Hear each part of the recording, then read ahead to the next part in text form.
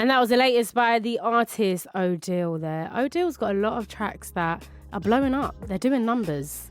And we're going to be speaking about numbers now because I've got my only guest of the show in the studio with me right now. South London artist Moko has been dishing out the numbers and racking them up with his EPs 1/1. We've got 18, 48 part 1, 48 part 2. Maybe he's a numerologist. We don't know. But we know for certain that he's a brilliant artist. And we're here to talk about his music and his musical journey. Moko, how are ya? I'm good. Are you a numerologist? No, I'm not, I'm not. It looks like I am.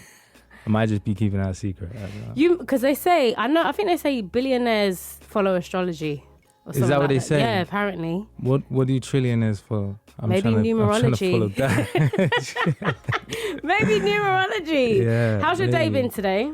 Good, it's been sunny, so it's been nice. Do you know what I mean? Like, because we're just used to it just not being like this. Exactly. So when it's here, like, you gotta appreciate it, innit? You somehow don't mind the things that would annoy you about London a little bit. Yeah, do you know what I mean? Like, it actually looks like a nice place when the sun's out. Like, I say this every summer. I'm like, London's a great place to be when the sun's out, but when it's raining, no. It's not the vibe. Nah, it's not the vibe. So you recently just dropped your recent EP, Yes. 48 Part 2. Yeah. But before we get into that, let's find out where it all started for you as well. So what's your earliest memory of music? My earliest memory, I think my dad's a music producer, innit? So like just him being in the studio when I was little, like just always seeing it was always there. I'm always hearing good music, so it's always been there. But like for me, I think like school times when it was just like SPTV and like everyone was just tuned into that. So like naturally my dad's a producer. Oh, I wanna write a rap, innit? The rap was so meaty. Why does every artist always say this? It was meaty, and it's annoying because you always remember it. Like it's just like, even my sisters, the people in my house, everyone remembers it. Really? And they'll say bars from it now.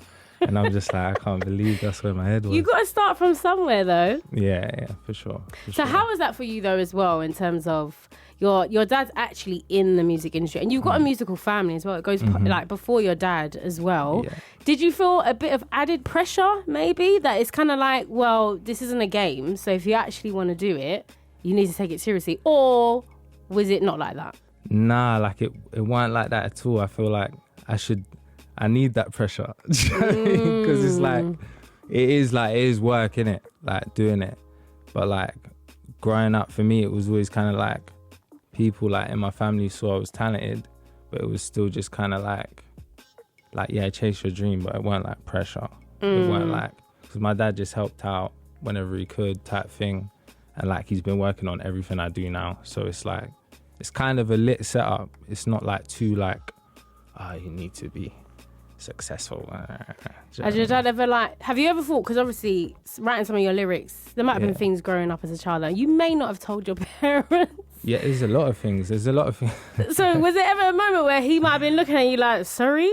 And you're like, no, it's not about me. It's about like someone I know. You know what's crazy, yeah? Like, I remember actually very clearly, like, what I used to do is I used to record on my own. Like, I used to get him to make the track for me. And I'd be like, I feel more comfortable recording on my own because it was daunting. Like, to say things that are going on or you're getting up to in front of, like, the landlord, basically. Do you get what I'm saying? Like, so I kind of, like, skirted around it a little bit until, like, one day, I think life was just lifing, innit? And it was just like, he's hearing certain things in my music and he asked me about it because he was respectful enough to where it's like, look, express yourself, innit? I'm not trying to get in the way of what your expression is, because he's a musician, innit? So he understands, like, you got to get it out. But like, one time I remember it so clearly, like I was on the stairs, like he was just like by the studio and we were having a full-on argument about like just life being life, innit? And it was just kind of came to the thing where it was just like, well, it is what it is, innit? Yeah. Do you know what I'm saying? And then after that, I think like we just been cool. Like, do you think it brought you closer also? For sure. Music definitely brought me and my dad closer, for sure. Me and him are quite close now.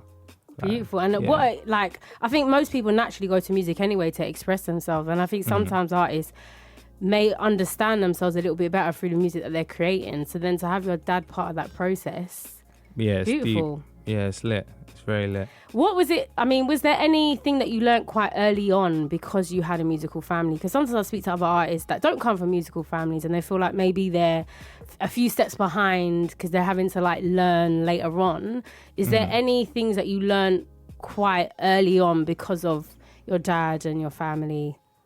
I don't think so. Like anything that maybe just like industry stuff, like how my dad's been like in the industry and done things and like toured, and just little things like heads ups. But it's not like anything like where it's like, oh, you gotta do this like this and do that like that. It's not really like that. It's kind of just like looking out for you type vibe. Do you get what I'm saying? Rather than like a crash course. Like I wish I had a crash course. Do you get what I'm saying? But it weren't really like that. Okay. No. And there's a lot of numbers, like I said. So you've got 1/1. Is that, am I saying that right? 1 divided by 1. Is that sign? It's like one of one. One of what one. It's supposed to be. Okay. Yeah. You see, when we have symbols, we don't know. Yeah. We don't know that's it. And then you got 18. You got 48 part 1, 48 part 2. But let's start with 18 because that's when I first discovered you. Yeah. It was Don't Run. Now, I had that song. I have to shout out to Ryan, actually. There was someone that I was chilling with around lockdown times, and he was like, we were exchanging music, and he was like, this guy is sick. Yeah. And I listened to Don't Run, and I think my friends got sick of me. Yeah. Because I was playing it all the time. Lit. So catchy. But also 18 in itself was just so catchy. There was so many tracks off that were just all my friends knew listening to. Yeah. So if we look at 18 and then we look at 48 part 1, what was the main differentiation for you with those projects? I think for me, like as a person, because like with my music is very, like I was thinking about it yesterday. It's kind of like it feels like a diary sometimes because it's just like that's like my true expression in a certain perspective or headspace. And then life is crazy, innit? So it's like your perspective can change a lot between projects. So for me it's like timestamps, innit? So like 18 was like a headspace. I just had a youth. Do you get what I'm saying? Like I think lockdown just hit. So it was just like I had songs and I was like, you know what? I remember I wrote 18 and I loved it because it came super quick. And I was like, okay, you know what? Let me just slap something out. Like lockdown just hit, put music out. I wasn't really taking music seriously. And I slapped it out. And that headspace was completely different to like 48, because like 48 was like, oh, people actually like my music. Do you get what I'm saying? Like it was like just past the craziness, and then it was just like, you know what? I've signed a deal. I have to put a project out. But it was like there was bare going on in my life at the time. Okay. So it was like, and people want the music. Like it's just like, so for me, 48 was like just up in the midst of chaos, like trying to portray it, and then like part 2 is like kind of coming out of the chaos. It's like kind of seeing things what they are a little bit. And I feel like I hear that though. Yeah. In the difference. Like I don't know, I feel like part 2 feels a bit lighter, a bit more fun. For sure. A bit freer. Yeah. Why the numbers? Like why is it called 48, for instance? I can understand 18 slightly. This one I can't. Yeah, 18's easy. Like it makes sense. Yeah. But like this one, like I might take to the grave. While it's like why it means. Okay. Or what it means. Do you know what I'm saying? Maybe one day I might talk about it. But like for me, it's like right now, where just life is just life, and it's crazy. So it's like I'm just like it means something to me right now. Yeah, and I think that's fine. You don't have to share everything, and then what we take from it, we'll have our own interpretations of it as well. Lit.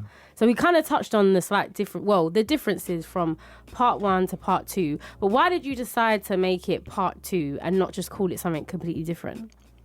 I always had like, what's crazy is I always just like wanted to do like a volumes thing, like with projects, like volume 1, volume 2, volume 3. I always wanted to do that. I don't know whether that's from like Jay-Z or whoever's done the volumes. It's a great way to get people to look back at your older stuff. Yeah, exactly. And it's like, it doesn't feel so much like a mixtape, even though it's a mixtape when you do the volume thing. For me, like perspective wise, I'm just like, it feels more like a project rather than a mixtape, because I feel like mixtapes sometimes get like a little bit of a negative connotation on it, because it's like, I don't know, everybody want to listen to a mixtape. You know what I'm saying?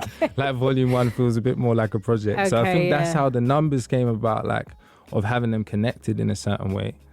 But then like 48 Part 1 and 48 Part 2 kind of came about from being stuck in that idea a little bit.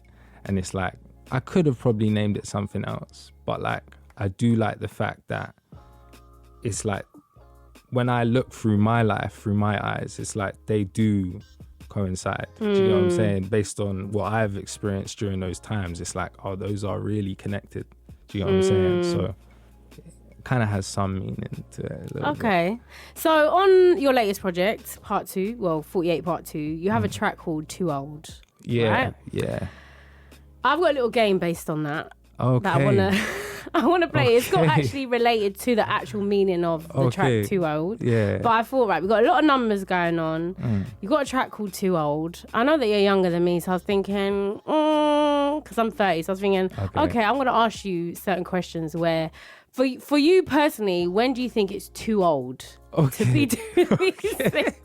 I like it. Okay, so the first question, is when are you too old to be ordering chips with everything that you order at a restaurant on the menu? You know, people always be like, yeah, can I have what's size of chips? You got pasta and chips. No, that's crazy. Pasta and chips is crazy. Everyone's too old for that already. Everyone. Pasta and chips is mad. But when you're like kids, you know, you're like, oh, I need it with chips. So you think over 18. Yeah, for sure. I feel like, for sure, like that should be like getting your license. Do you know what I mean? Well, like, that's my other question. Yeah. When are you too old to not have a driver's license? It depends, because I ain't even got mine. Oh, like it's a safe space then, because I haven't either. Yeah, I haven't got mine. Nah, like I really wish I did. But you know what? When I was going to get it, lockdown literally hit. And it was long. Do you get what I'm saying? Yeah, and also you're saving a lot of money. Exactly. Do you know what I mean? I still get about though, so it's not really it's fine. Okay, when is it too old to not be able to cook rice? Oh, this is like a cultural one as well. It is. Like, really, like, if your cultural background, you've grown up eating rice, like, you should know by the time, like, you're 16. I'm triggered. Oh, is it? I still can't get it. Is it? It's tough, though. It is tough. It's not easy. And even when I bought a rice cooker, I still couldn't do it. Really? Yeah, so anyway, we're going to move on swiftly. One last one. When is it too old to not have any manners? From like 3 years old, bro. Yeah. I've got a youth, and every time he forgets to say thank you, I'm looking at him like, come on, man, you know better. Like, but sometimes I'm surprised when I'm on transport. I'm like, wow. You're not people. This place. You know how many times I scream thank you if I've like held the door open? Yeah. I'm like, you're welcome. You remind me of my mum. My mum does stuff like that. My mum would stick it on people just cash, like. Because I'm just like, excuse me? Nah, manners are important, man. Manners are very important. Just respect people, innit? Like, exactly. It's not so hard. Like. I know. But I don't know. Yeah, I don't know. Anyway, if you're listening now, we've got Moko in the studio, South London artist. We're talking about manners. Yeah. We're talking about, and I think it's manners as well to reintroduce you to make sure people know who they're listening to. Right, Too Old. Tell us actually about that track. That song was like, it's got like two journeys on it. It's like a journey of like kind of like self-pity a little bit, where it's just like, like you're hurt in a situation, but then like when it comes to the hook, it's like, but who cares though, innit? Like I kind of have that theme throughout the project where it's like, yeah, like certain situation might hurt me, but it is what it is, isn't it? Like it's life at the end of the day. Do you get what I'm saying? So it's like the whole concept of it is like, we're too old to care now. Do you get what I'm saying? It's like life's going on. Do you get what I'm saying? You can't bury your head in the sand with certain things, innit? Like it's just like, you just crack on. Do you get what I'm saying? You gotta let go. Exactly. So move on. That's like the main message of the project more than anything. So even with whatever, because that's what we're gonna play. Yeah. And that pretty much kind of says it, like whatever. Yeah, do you know what I mean? Like that's just kind of like my ethos. Like it's just like, who cares, man? Life's crazy. Yeah. It is what it is. So you said the kind of message of this was like letting go, moving on. Is there anything else you want to say about 48 Part 2? And is there going to be a Part 3? Ooh. 48 Part 2, just like, I just want people to take it in, but like in their own time. Like it's not like you have to just actually take it in when you take it in, for me is the main thing. And then is there going to be Part 3? Maybe, but like I haven't got it like it's not there yet. I've got another project. Okay. Like, I've got music, but it's like 48. It'd have to like life would have to full circle me back there. Do you know what I'm saying? Which I'm sure it will. Man, life's mad. Yeah, I mean, and I like to hear, like I said, I could hear the difference. I was listening to them like back to back, and I did feel like I was being taken on a journey from like 18. And you're very transparent with your writing as well. Yeah, I try to be. And I feel like that's maybe one of the reasons why a lot of people like your music. Yeah. Why do you think people like your music? I don't know, you know. Like, you know, Never it's so asked crazy. when someone DMs you, like, why do you like it? Nah, like I've never asked. You know what's crazy? I've got like the weirdest complex when it comes to my music. Like I don't even want to hear my music when people are like, I want people to enjoy it in their own space. I don't want to be there to see you enjoy it. Do you know what I'm saying? It's kind of weird. Like I'm just like that. Like if I come in the house and my music's playing, I'm like, turn it off, man. I'm here. So you're gonna feel very awkward when I play your track in a minute. I'll be alright. Like it's not that bad. Do you get what I'm saying? But it's kind of like okay, I think you gotta get over that. I do. Like you said, this whole product is like you gotta move on. Yeah, you gotta let that go. I say that, but like I am over it. It's not that deep. Like, if you wanted to, you wanted to. But at the same time, it's like respect me a little bit. I don't want to hear myself right now. Do you know I feel you. Right. Okay. I think we need to hear your music now. Okay. But before that, can you plug yourself? Have you got anything coming up that we need to be looking out for? Yeah, just watch me. Do you know what I'm saying? I'm just gonna do stuff. Okay, so what's your socials? Where do we watch you? _ Moko 97 is my Instagram. Everything, all social media is the same thing. So yeah, I think that's it. Okay, dope. Well, thank you for your time this evening. Thank you for having me. And can you please introduce your track? Just introduce yourself again and the name of the track. Okay, this is Moko, and you're about to listen to Whatever. Enjoy it.